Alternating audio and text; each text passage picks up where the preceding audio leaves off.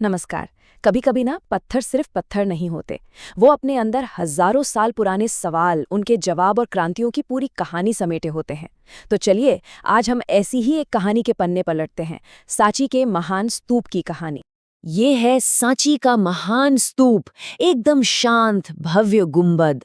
लेकिन ये सिर्फ एक इमारत नहीं है, ये एक पवित्र टीला है जिसके अंदर कुछ बेहद ही कीमती धरोहर रखी गई थी। तो सवाल ये है कि इसे किसने बनाया और क्यों? इसके पीछे की कहानी आखिर है क्या? चलिए पता करते हैं। तो इस कहानी को समझने के लिए हम शुरुआत करेंगे हाल के इतिहास से, क्योंकि एक समय पर सांची का ये खजाना लगभग हमसे छिन ही गया था। 19वीं सदी में हुआ ये कि यूरोप के खोजकर्ताओं की दिलचस्पी सांची के स्तूप में बहुत बढ़ गई। उन्होंने इस जगह को परखा, इसके स्केच बनाए और यहाँ के शिलालेखों को समझने की कोशिश की। जैसा कि भोपाल की नवाब शाहजहां बेगम ने खुद लिखा था, ये प्राचीन इमारतें यूरोप के सज्जनों को विशेष रूप से दिलचस्प लगती थी। और यहीं पर कहानी में एक जबरदस्त मोड़ आता है। फ्रांसीसियों और फिर अंग्रेजों दोनों ने ही इस सबसे खूबसूरत पूर्वी तोरण द्वार को अपने देश ले जाने की इजाजत मांग ली। जरा एक पल के लिए सोचिए, सांची का ये अनमोल हिस्सा आज पेरिस या लंदन के किसी म्यूजियम की शान बढ़ा रहा होता। लेकिन किस्मत अच्छी थी कि ऐसा हुआ नहीं। भोपाल के शासकों शाहजहां बेगम और उनकी उत्तराधिकारी सुल्तान जहां बेगम ने एक बहुत ही समझदारी भरा फैसला लिया। उन्होंने असली तोरण द्वार को अपनी जगह पर ही रहने दिया और फ्रांसीसियों और अंग्रेजों को प्लास्टर से बनी हूबहू नकलें देकर संतुष्ट कर दिया। इन्हीं बेगमों के संरक्षण और जॉन मार्शल जैसे पुरातत्वविदों की मेहनत की वजह से सांची आज हमारे सामने सुरक्षित खड़ा है।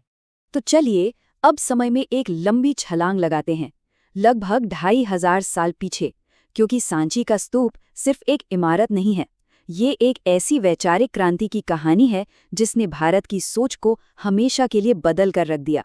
ये वो दौर था जब बड़े बड़े सवाल पूछे जा रहे थे।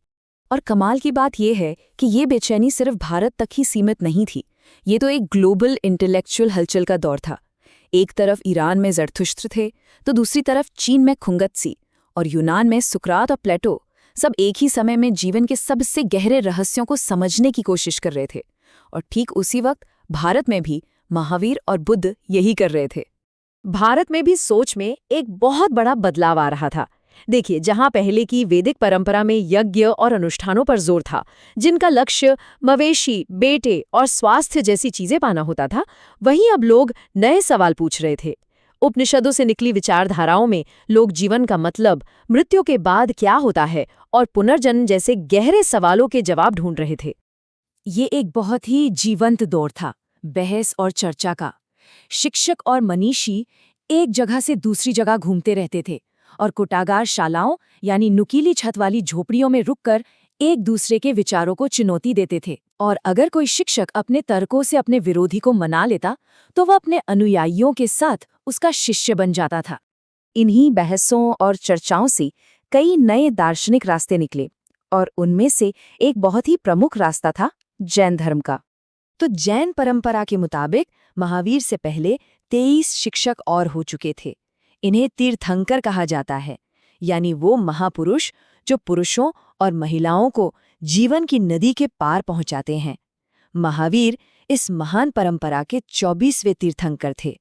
जैन दर्शन की जो सबसे बुनियादी और गहरी अवधारणा है, वो ये है कि ये पूरी दुनिया प्राणवान है, यानी पत्थर और पानी में भी जीवन होता है।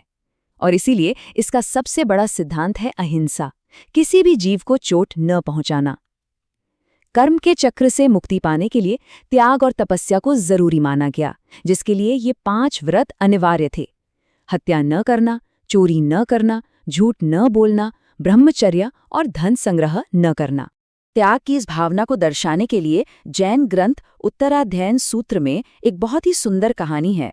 इसमें रानी कमलावती अपने पति को राजपाट छोड़कर संन्यास लेने के लिए समझा रही हैं।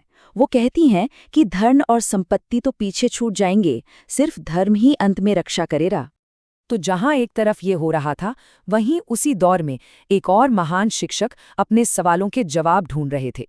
ये थे सिद्धार्थ गौतम, जिन्हें दुनिया आज बुद्ध के नाम से जानती है और जिनकी शिक्षाएं पूरे एशिया में फैलीं। बुद्धि के बचपन का नाम था सिद्धार्थ गौतम। वे शाक्य कबीले के सरदार के बेटे थे और उन्हें जीवन की कड़वी सच्चाइयों से बहुत दूर महल की चारदीवारी के अंदर सभी सुख सुविधाओं के बीच बड़ा किया गया था।